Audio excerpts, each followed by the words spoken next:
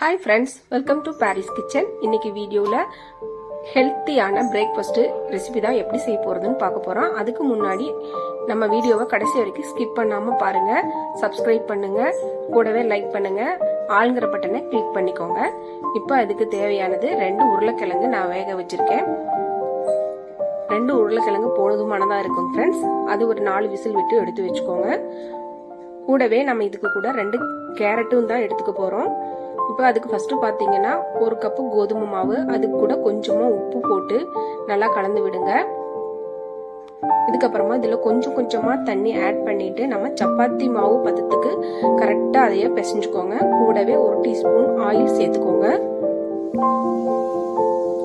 இந்த ரெசிபிக்கு ஃபர்ஸ்ட் நம்ம மாவு தான் பிசைஞ்சு ஒரு 10 நிமிஷம் ஊற வச்சு வைக்க போறோம். அதுக்காக நம்ம மாவை ரெடி பண்ணிக்கலாம். உருளைக்கிழங்கு அது வரைக்கும் வெந்து வரட்டும். பாருங்க, நம்ம மாவு ரெடி பண்ணியாச்சு. இதைய ஒரு மூடி போட்டு மூடி ஒரு 10 நிமிஷம் மாத்தி வச்சுக்கலாம். இப்ப பாருங்க, நம்மளுடைய உருளைக்கிழங்கு நல்லா வெந்து வந்துடுச்சு. இதையும் நம்ம தோல் உரிச்சு எடுத்து வச்சுக்கலாம். இதுக்கப்புறமா நம்ம 2 கேரட்டை இந்த மாதிரி சீவி சேர்த்துக்கலாம். இப்ப குழந்தைங்களுக்கு சாப்பிட்றதுக்கு நல்லா சாஃப்டா இருக்கும். அதுக்காக நம்ம துருவி எடுத்துக்க போறோம். அதே மாதிரி இந்த உருளைக்கிழங்கையும் தோல் உரிச்சிட்டு இந்த காய் சேவர இதுல வச்சு நல்லா துருவி எடுத்துக்கோங்க. நம்ம மசிச்சு கூட விடலாம், அது கொஞ்சம் கட்டி கட்டியா இருக்குங்கிறதுக்காக நம்ம இந்த மாதிரி ஒரே மாதிரி ஈவனா இருக்கிறதுக்காக இந்த மாதிரி துருவி எடுத்து வச்சுக்கிட்டோம். இப்ப அடுத்துக்கு பாத்தீங்கன்னா அதுக்கு ஒரு பேன் எடுத்து வச்சுக்கலாம். அடுப்பத்தை வச்சுட்டு இப்போ அதுல இதை வதக்கறதுக்கு தேவையான ஆயில் சேர்த்துக்கலாம். கூடவே பொடியா கட் பண்ணி வச்சிருக்கிற ஒரு பெரிய வெங்காயம் சேர்த்துக்கிட்டேன். ஒரு கண்ணாடி பதம் வர வரைக்கும் நல்லா அதைய வதக்கி விடுங்க. இதுக்கப்புறமா ஒரு பச்சை மிளகாய் விதை நீக்கிட்டு ஃபிளேவருக்காக சேர்த்திருக்கேன். அதையும் நல்லா வதக்கி விடுங்க. இப்போ இந்த ஆயில 1 டீஸ்பூன் அளவு இஞ்சி பூண்டு பேஸ்ட் சேர்த்துட்டு பச்சை வாசம் போற வரைக்கும் அதையும் நல்லா ஃப்ரை பண்ணி விடுங்க. இது சின்ன குழந்தைகளுக்கு மட்டும் இல்லாம பெரியவங்களும் நல்லா விரும்பி சாப்பிடுவாங்க ஃப்ரெண்ட்ஸ். இப்போ பாத்தீங்கன்னா அதுல 1 teaspoon garam masala, 1 teaspoon chilli powder, மஞ்சத்தூள் 1/4 டீஸ்பூன், உப்பு தேவையான அளவு சேர்த்து இதையும் ஆயில்ல நல்லா வதக்கி விடுங்க. இதுக்கப்புறமா நம்ம பொடியா கட் பண்ணி துருவி வச்சிருக்கிற கேரட்டை இதுல ஆட் பண்ணி கலந்து விடுங்க. கூடவே இந்த உருளைக்கிழங்கையும் சேர்த்துக்கோங்க. நம்ம ஒவ்வொன்றா கலக்கும் போது மசாலாலாம் நல்லா கலந்து வரும். ஒட்டுக்கா போட்டு கிளறதை விட கொஞ்சம் கஷ்டமா இருக்கும். பாருங்க, இந்த அளவுக்கு நல்லா கலந்து விடுங்க மசாலாவில். இதுக்கு தண்ணியெல்லாம் ஊற்றி நீங்கள் வேக வைக்க தேவையில்லை. இந்த அளவுக்கு பச்சை வாசம் போகிற அளவுக்கு இதை நல்லா மிக்ஸ் பண்ணி விட்டீங்கனாலே போதும். இதுக்கு மேலே நம்ம கொஞ்சமாக வாசனைக்காக கொத்தமல்லி இலைகளை தூவிக்கலாம். இப்போ நம்மளுடைய சப்பாத்திக்குள்ளே வைக்கிற காய்கறியெல்லாம் ரெடி பண்ணியாச்சுங்க ஃப்ரெண்ட்ஸ். இப்போ அடுத்தது நம்ம சப்பாத்தியை தேய்க்க போகிறோம். இந்த பாருங்க, இந்த ரோல் வந்து பவுல நான் 3 உருண்டைகளா கட் பண்ணி எடுத்துக்க போறேன். இந்த அளவுக்கு உருண்டை கொஞ்சம் பெருசா இருக்கிற மாதிரி எடுத்துக்கோங்க. ஏன்னா நம்ம அதை சின்ன சின்ன பீஸா கட் பண்ணி தான் நம்ம ஆயில்ல போட்டு பொரிக்க போறோம். அதுக்காக நீங்க கொஞ்சம் பெரிய உருண்டைகளா எடுத்து இந்த மாதிரி நல்லா சப்பாத்தி மாதிரியே தேய்ச்சுக்கோங்க. ரவுண்டு கொஞ்சம் பெருசா வர மாதிரி பாத்துக்கோங்க.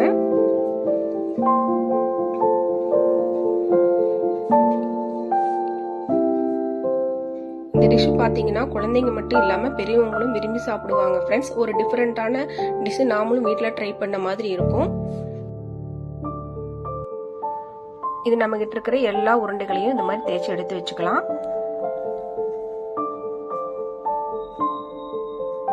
இதுக்கப்புறமா பாத்தீங்கன்னா இந்த ஒரு சப்பாத்தி ரோலை வச்சுட்டு நம்ம ஏற்கனவே ரெடி பண்ணி வச்சிருக்கிற இந்த காய்கறி வெஜிடபிள் மசாலாவை நம்ம இது மேல இதே மாதிரி அப்ளை பண்ணி விடுங்க.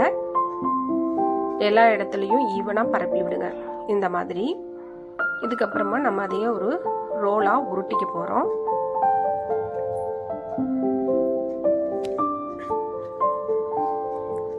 இதே மாதிரியே நம்ம கிட்ட இருக்கிற எல்லா சப்பாத்திகளையும் இந்த மசாலா காய்கறி வெஜிடபிளை வச்சு அப்ளை பண்ணி தேய்ச்சி உருட்டி எடுத்து மாத்தி வச்சுக்கோங்க. இந்த சைடு வந்துட்டு நீங்க கட் பண்றதுனா கட் பண்ணிக்கோங்க, இல்லாட்டினா இந்த மாதிரி கொஞ்சமா மடக்கி விட்டீங்கன்னா போதும். இந்த மாதிரி கவர் பண்ணிக்கோங்க. இதை வந்துட்டு நம்ம ஒரே ரோலா எண்ணெயில போட போறதில்ல, 3 பீஸா கட் பண்ணி தான் போட போறோம். அதனால சைடு வந்து கட் பண்ணிக்கோங்க. பாருங்க, இது 3 துண்டா நம்ம இதைய கட் பண்ணி எடுத்து வச்சுக்கலாம். இதை விட சின்னதா போடுறதுனாலும் நீங்க போட்டுக்கோங்க. இப்போ இது எல்லாத்தையும் நம்ம ஒரு பிளேட்ல எடுத்து வச்சுக்கலாம். இதே மாதிரியே நம்ம கிட்ட இருக்கிற எல்லா சப்பாத்திகளிலையும் அப்ளை பண்ணிட்டு இதே மாதிரி உருட்டி நம்ம கட் பண்ணி எடுத்து வச்சுக்க போறோம். இப்போ லீவ்ல குழந்தைங்க வீட்டில் தான் இருப்பாங்க. அவங்களுக்கு ஏதாவது டிஃப்ரெண்டான ரெசிபி செஞ்சு தரணும்னா இந்த லீவ் டைம்ல அவங்களுக்கு இந்த மாதிரி ரெசிபி செஞ்சு கொடுங்க. ரொம்ப விருப்பமா சாப்பிடுவாங்க. பெரியவங்களுமே இது விருப்பமா சாப்பிடுவாங்க. மறக்காம நீங்களும் வீட்டில் ட்ரை பண்ணி பாருங்க ஃப்ரெண்ட்ஸ். இப்போ அடுத்தது பார்த்தீங்கன்னா 2 முட்டையை உடைச்சு ஒரு பவுல்ல ஊத்திக்க போறோம். இதை ஊத்திட்டு இதுல கொஞ்சமா மஞ்சத்தூள், 1/4 டீஸ்பூன் உப்பு, பெப்பர் பொடி ஒரு 1/4 டீஸ்பூன் சேர்த்துக்கோங்க. கொஞ்சமா கொத்தமல்லி இலைகளை தூவிக்கோங்க. இப்போ இதை நல்லா இந்த மாதிரி மிக்ஸ் பண்ணி விடுங்க. உங்களுக்கு இந்த முட்டை கூட ஆப்ஷன் தான். நீங்க முக்கி போடுறதுனாலும் போடலாம், இல்ல அப்படியே கூட அந்த உருட்டி வச்சிருக்கிற ரோல்களை ஆயில் போட்டு அதில் நம்ம வேக வச்சு எடுத்துக்கலாம். சீக்கிரமாகவே பிரேக்ஃபாஸ்ட் ரெடி ஆயிரும். இப்போ பார்த்தீங்கன்னா நம்ம குழந்தைங்க விரும்பி சாப்பிடுவாங்கங்கிறதுக்காக தான் நம்ம முட்டையில முக்கி நம்ம இதில் எடுத்து போட போகிறோம். அதுக்கு பார்த்தீங்கன்னா பாருங்க, இந்த மாதிரி முட்டையில நம்ம நல்லா ரெடி பண்ணி வச்சாச்சு. இப்போ நம்ம கட் பண்ணி வச்சிருக்கிற துண்டுகளை இதில் முக்கிட்டு ஆயில் சூடானதுக்கு அப்புறமா அதில் ஒன்றா ஆட் பண்ணிக்கோங்க. அடுப்பை வந்து முடிஞ்ச அளவுக்கு கொஞ்சம் சிம்மில் வச்சுக்கோங்க. கூட்டியும் குறைச்சும் தான் வேக வைக்கணும். ஹை ஃப்ளேம்ல வச்சிடாதீங்க. இப்ப பாருங்க, 2 சைடும் நம்ம திருப்பி போட்டு இதைய நல்லா வேக வச்சு எடுத்துக்க போறோம். மேல இதை கொஞ்சமா கூட முட்டைகளை கொஞ்சமா அப்ளை பண்ணி விடுங்க.